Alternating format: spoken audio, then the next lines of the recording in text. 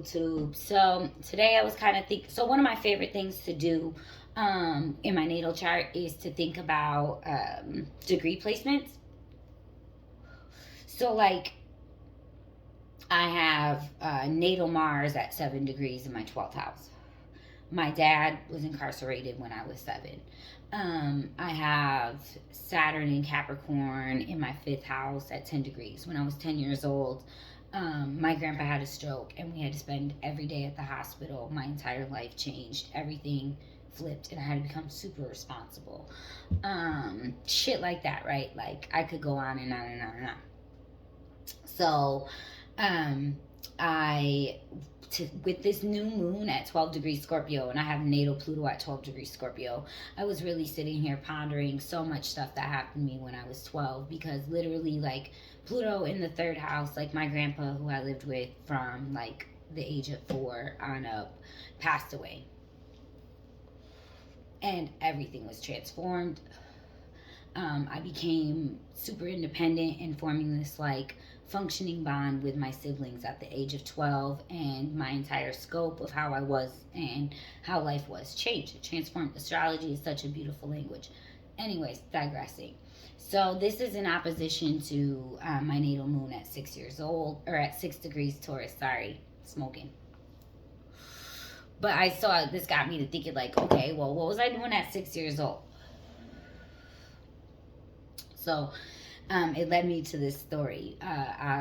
My first grade teacher, Mr. Bucola, he was, he wrote on the board one day a circle and asked us first graders, because I went into first grade like so afraid I wasn't going to be able to read. Like that was a legit fear I had. I remember that, like being like, damn, I'm going to be the one kid that can read. I know it. So, but anyways, so he drew the circle on the board, asked what letter it was.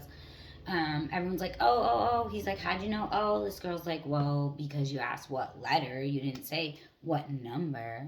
And I was like, damn, that's like lit. Because even at 6 years old, it was such a loud message to me that everything is within context. And everything is subject to the observer. So shout out Pilot Man. I've been really loving him going in on the observer lately.